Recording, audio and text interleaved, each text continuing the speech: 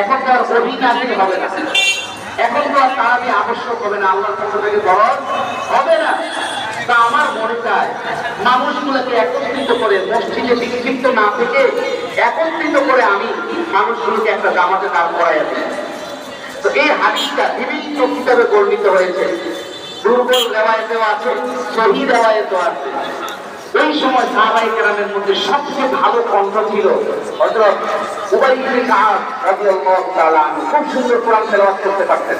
হযরত ওমর ওনাকে নির্দেশ দিলেন, তুমি ইমামতি করো, তোমার ইমামতিতে সকল মানুষ যেন একসাথে নামাজে তারাবি আদায় করে। কত রাকাত? এই কত রাকাত করবেন। তো তৎকালীন সাহাবায়ে কেরাম এবং সাহাবীদেরকে যারা দেখেছেন তাবিঈন, তাদেরকে কি বলা হয়? তাবিঈন বলা হয়। তারা বলেন, আমরা উবাই ইবনে কাবের পিছনে 20 রাকাত তারাবি 3 রাকাত বিতির আদায় করেছি। কয় রাকাত?